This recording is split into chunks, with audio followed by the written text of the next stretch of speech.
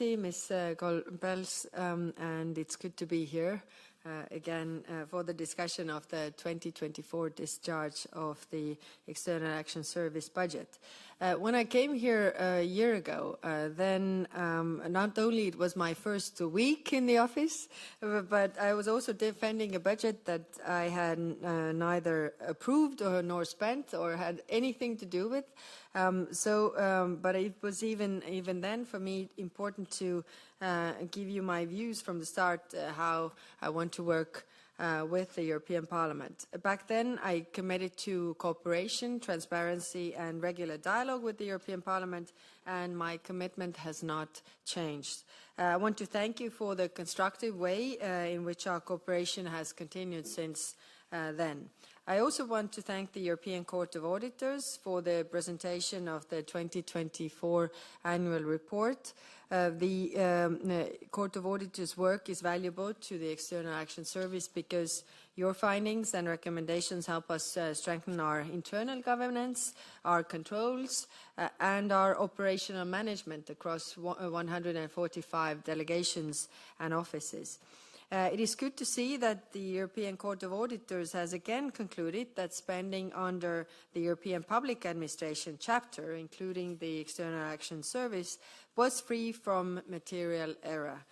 This confirms the quality and professionalism of our financial management. It also is down to the work of our staff, both at the headquarters but also in our delegations. Despite inflation, currency volatility and rising security costs, the financial error rate in 2024 remained extremely low at 0.03%. Again, the External Action Service demonstrates that we manage public funds responsibly. The External Action Service has also continues to strengthen integrity and accountability. For instance, the updated anti-fraud strategy is now fully in place. This includes prevention, training, and stronger cooperation with Olaf.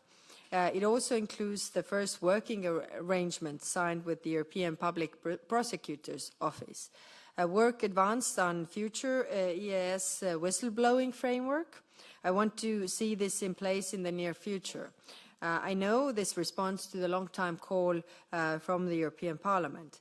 And we are analyzing how to improve transparency further. We want to do this in a way that reflects our specific diplomatic mandate, especially regarding external engagement and representation.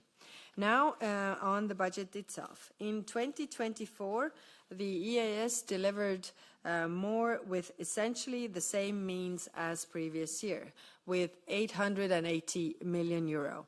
The External Action Service administrative budget covered the work of around 2,500 colleagues in headquarters and close to 2,800 in our 145 EU delegations. But it also must be noted that the duty of care we have for 8,000 people, because the people working in for the Commission but stationed in our delegations are also under our obligation when it comes to security on the ground. This 880 million euro also covered all related costs such as buildings, IT and security. Salaries and buildings continue to represent roughly 80% of the total budget. This limits flexibility for the remaining 20%. It requires constant trade-offs, often between equally essential needs: security upgrades, staff missions, IT resilience, and operational engagement. Postponing critical building maintenance, delaying IT upgrades, and turning over staff in delegations may be a saving strategy, but it is one that makes us vulnerable. And I don't need to explain to you how security threats have increased. We have more and more examples where delegations were damaged by bombs falling close by, or where our staff were confined. Think about Ukraine, Libya, Syria. Elsewhere, where demonstrations and fuel crises were major challenges. This was the case recently in Tanzania and Mali. At the same time, our delegations also always help our member states. You will all agree with me that underfinancing diplomacy, especially today, carries not only physical risks, but also strategic risks. We cannot be expected to uphold Europe's role in the world with decreasing real resources. Here, I want to thank the Parliament for your support during the 2025 budget negotiations. The 2025 voted budget is €932.5 million, and this includes the additional €10 million for the security of our delegations. And thus, this is down to your support. So, extra thank you to the Parliament here. Without this money, some of our duty of care obligations would have been impossible to meet. Dear members, every day we see that European foreign policy is a central pillar of our work as a union. A new world order is being shaped, and having the means to operate effectively is how the EU remains relevant, adds value, and actually exercises an impact on how the world is being shaped. We do this through our geographic outreach, our expert staff on the ground, our capacity to defend Europe's voice in the world against disinformation. First, on geographical reach. Despite financial constraints, we have not and will not close any EU delegations. I know you appreciate our presence on the ground and the asset this represents to EU interests. Some of you have recently visited third countries for electoral observation missions, for example. Our geographic reach is also part of our geopolitical power.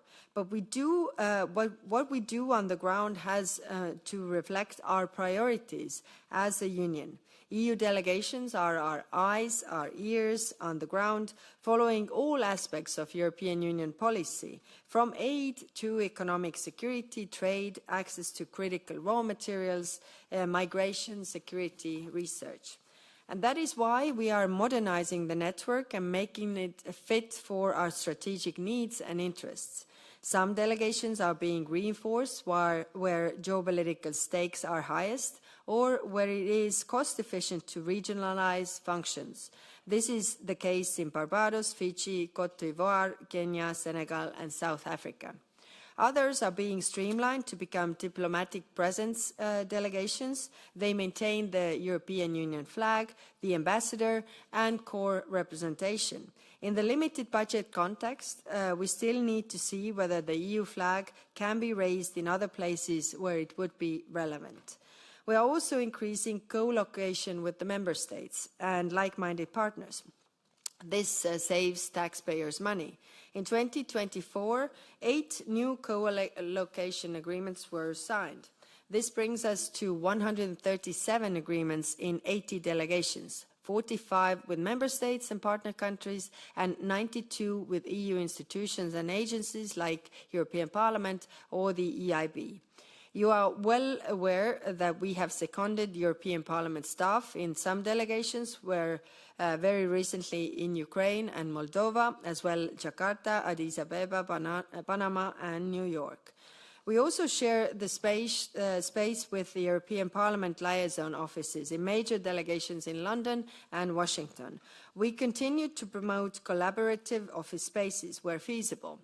We have done this, for example, in the delegations to Congo, DRC, Kuwait, Gambia, Jordan, for Yemen, and colleagues and Rome.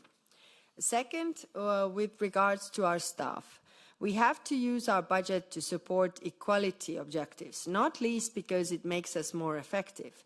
While there is still some way to go, we continue to improve the geographical balance.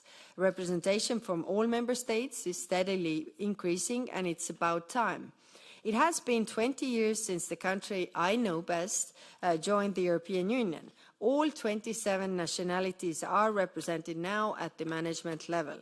We continue to promote gender equality. Women now represent nearly half of the staff and close to 40% of management. But barriers to senior levels remain. Only 30% of applicants for heads of delegations positions in 2026 are women, and this is clearly not good enough. We must address these barriers together, including with the member states who represent a large share of high-level candidates.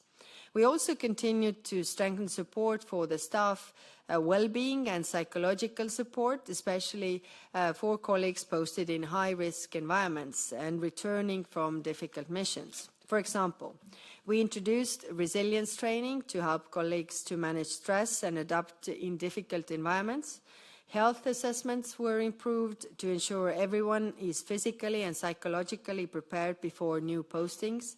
Regional security officers reserve trauma management training to better support staff in crisis situations. We also increased mental health awareness through mental health first aid training. I'm determined that the EAS be a service where people feel protected, valued, and respected wherever they are in the world. I've now met staff in almost 40 countries, and they are Europe's real diplomatic power. They are the first point of contact with Europe for a place we fly the European Union flag. We have to invest in our staff across the world. And on the third point, foreign information manipulation and interference, or FIMI, the European Union and our democracies are clearly under attack. We see campaigns from Russia, China, and other malicious actors designed to polarize our citizens. It undermines the positive foreign policy work we are doing in every other area and the real impact of our budget on the ground. This undermines the trust in institutions within the European Union and directed towards our partners, especially candidate countries and beyond. We see attempts to weaken public support for Ukraine, voices discrediting our role in the Middle East, and outright interference in the European democratic processes, like in Moldova. The work of the EAS and the EU delegations on FIMI is part of the European Democracy Shield and will shape our EU response to protect the ingredients of our democracies: free media, fact-based debate, and fair elections. That is why the EAS has and will continue to strengthen its analytical capacity, expand cooperation with the member states, and step up work to detect, expose, and counter disinformation. Dear members, as we move forward towards the 2026, budget cycle, I want to thank you again on your engagement. Your support ensures the EAS has the means to deliver for foreign policy that we are mandated to conduct. The EAS needs a stable, predictable budgetary trajectory to maintain our operational presence in 145 delegations, ensure the security of our staff, and allow our diplomats to represent Europe credibly. I trust that we have the support of the European Parliament to secure the means to do this. Doing more with less cannot mean asking our people to simply work harder and longer. We have to work differently. This is why we launched the simplification exercise across the External Action Service.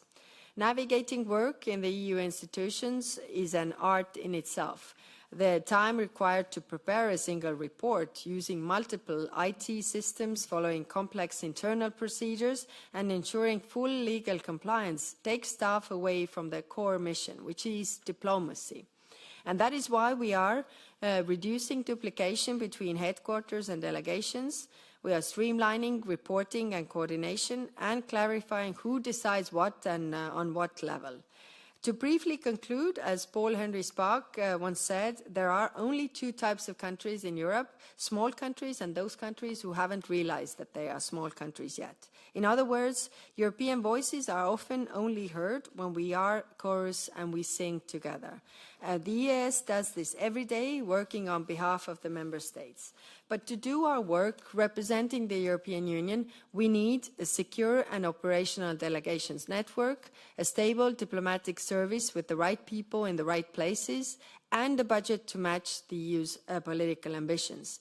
The European Parliament is an essential partner in this effort, and your support for the EAS 2025 budget was decisive. Your role was equally decisive for the 2026 budget and the next multi-annual framework. The Commission proposal for Global Europe is ambitious and will help us remain a reliable and credible partner that is guided by European Union interests and values. And I really hope the outcome will keep this spirit. A strong budget will ensure Europe can act as a geopolitical power in terms of these very turbulent times in the world. Thank you very much.